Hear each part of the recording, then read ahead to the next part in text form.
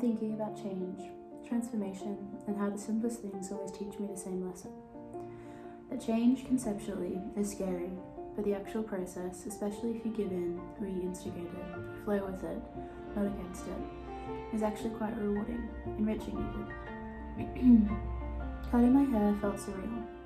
I had spent so long growing it, caring for it, braiding it nightly, brushing it daily, to obtain this thing of long hair that I used to have.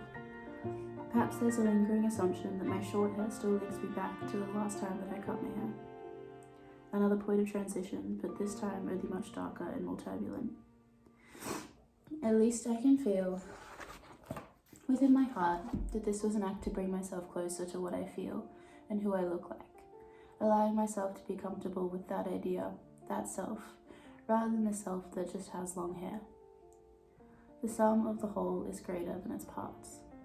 I can say that I'm coming closer to the understanding of this both as a saying, as an ideal for my identity and myself. It's been interesting to sit with.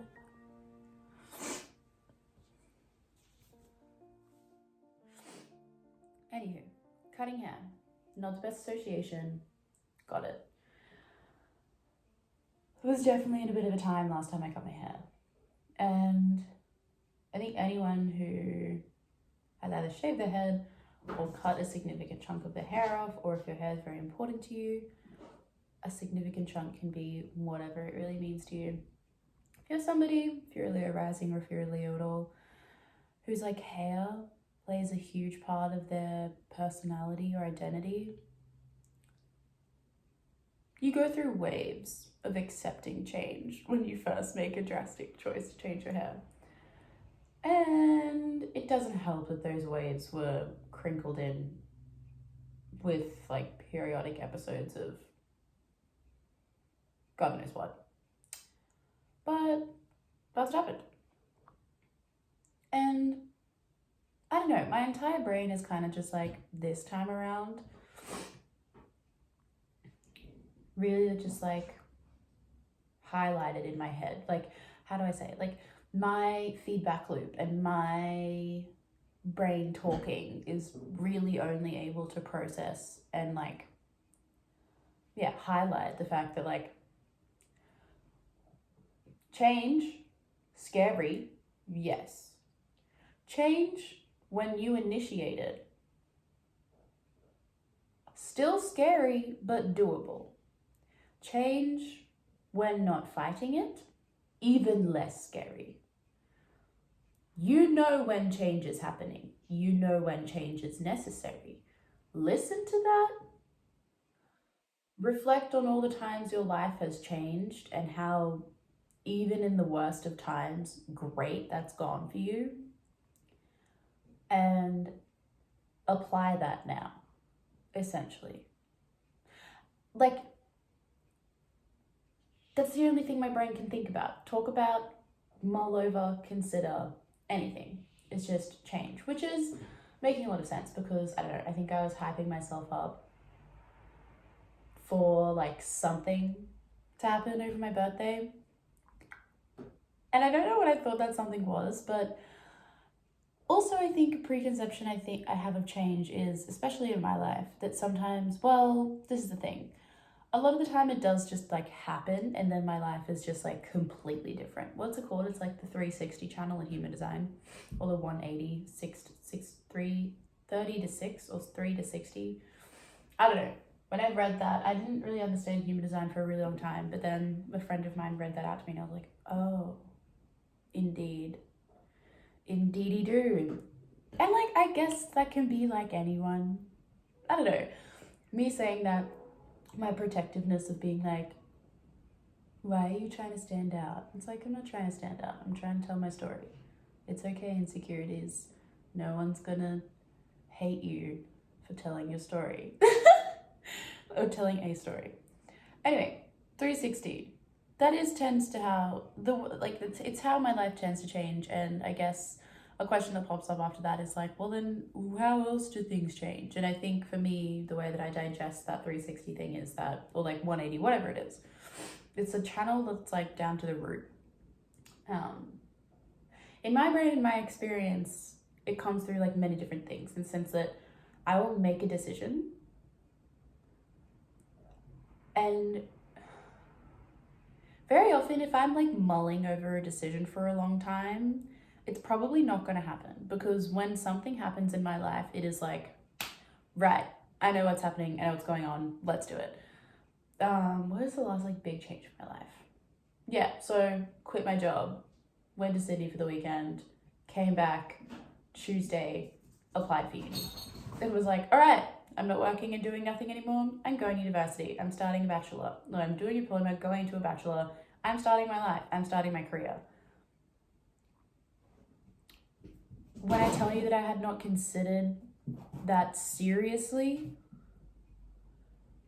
other than one time I was at a doof and I was having a conversation with this really sick dude. But all of a sudden I was like, right, nope, now's the time. It's happening. Got accepted.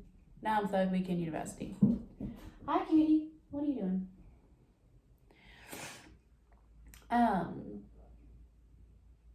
And I think it's good, because I think the more time I allow, the more time I allow myself to like think and mull over something, and I don't just like feel it and instantly go for it.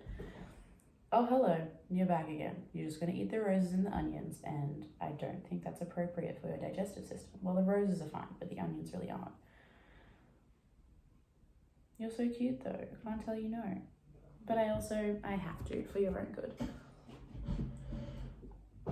No, you don't like this.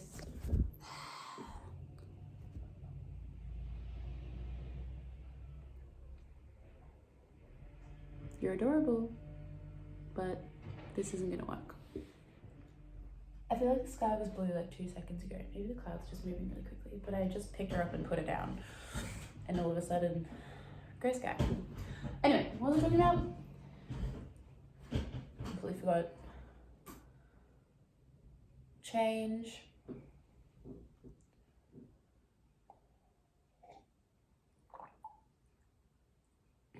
$180, $360. Yeah. The more time that I allow myself to mull over a decision is like the more time that I allow doubt to creep in. Which, as I'm coming to understand, self-doubt, self-sabotage stuff is really just pointless. Because also, one thing that I'm like, oh, that is something you can fall back on. It's like my recoup and recovery time. Like, if I make a decision and it doesn't ever turn out, or if it doesn't turn out how I hope or how I think, this is the thing, if I go into like how I think about decision making, I never really have an end goal.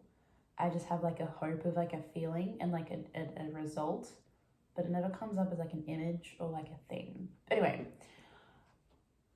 if I do something and it doesn't end up being like what I wanted, I know that I'm really easily able to like adapt and like, one, forgive myself, adapt to the situation, and maybe even just like help it. So like, doubt just really doesn't have much of a place if I actually think about it objectively, because doubt implies lack of trust in my brain for my situation, for my changes. For me to doubt myself implies my lack of trust in my ability to like hold myself and recoup myself and like just be able to like sit down with myself and be like, right, we did this, didn't end up turning out how we did it, but that's okay. We're just going to keep on doing it, and we're going to, well, not keep on doing it, but we're going to keep on keeping on, and we're going to figure it out.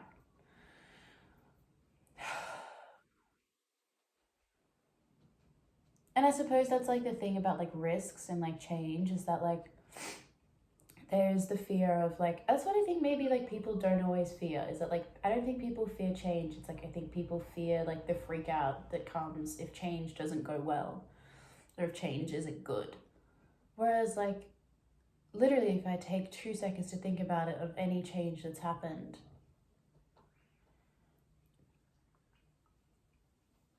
it's always been for the better. And I know people say that and kind of like beat it like a dead horse, but like, it's all been, I'm fine, I'm here, aren't I? Like, I'm not even just fine, I'm doing great. Like, I'm here, I'm having a good time. I'm thinking about moving again. I'm living, I'm experiencing things, I'm doing things that I want. I'm accomplishing things. I'm happy. Every time I go down a little thought path and it ends there, I'm always like, wow. Look at you go, girl. Look at you go. You're happy. But yeah,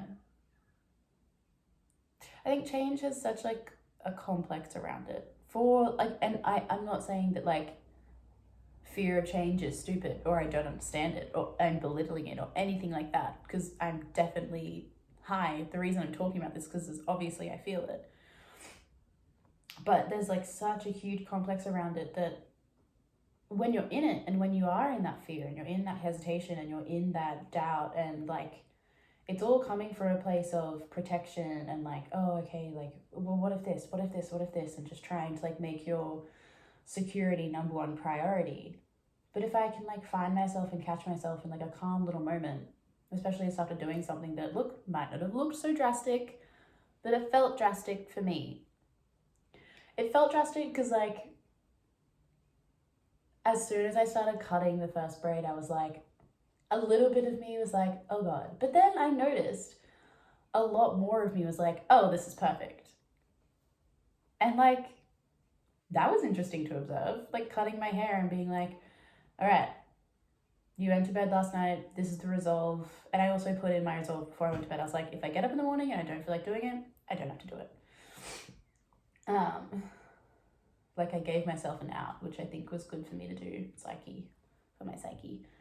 Like that's how I like to do commitment, is like, I'm like, yeah, I'll do it, but give me an out. Like, I'll do it, but just make sure I can tap out at any time. And if I have that, make sure I can tap out at any time, I'm more likely to do it and I'm more likely to commit to something. Is that just like, is that fear of commitment? Or is that always wanting options? I just always want to have choices in life. I never want to not have a choice. And I think that stems from like childhood depression, like feeling like my life was on one track and never really feeling like I had any other perspective or choice in life other than to feel and to experience life that way. And ever since then, I'm like, I always want options. I want to be able to choose. If I'm in something and I'm enjoying it and all of a sudden I'm not enjoying it anymore, I want the right to leave. I want the right to stop it. Yeah.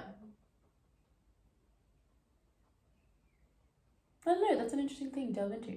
Is that a fear of commitment? Who knows? Anyway, yeah, cutting hair. It felt good. And this isn't even as short as I've ever cut it. I'm thinking about cutting it even shorter. Because I'm trying to like, although I need to wash my hair and see how short it is curly. Let's be real. It won't shrink drastically, but it'll shrink maybe like a centimeter or two because I just want it to be around my collarbones. So that's that, really. Anyway, yeah, change. Terrifying. Totally get it. This is not a video to like belittle or bypass the real obstacle that change presents in like life and in like planning your future and like everything. But it's just, I guess, I've just given myself an experience of positive change. And as I'm sitting here reflecting, I'm only really drawing upon all the other times that change has been or brought in like abundance and new life into me. And I'm really grateful for it. Even the times where I came in super... I'm not grateful for those times, but I'm grateful for the shift. I think we need to get more okay with saying that, because like, yeah, the whole everything happens for a reason thing is, I get it, we get it, but I think there's a conversation going around now that's like, yes, but maybe not the things. Maybe the reason and the purpose is something to like look at and be like, cool, but like the event itself, maybe like some of those things could like just like not have to happen to a human being.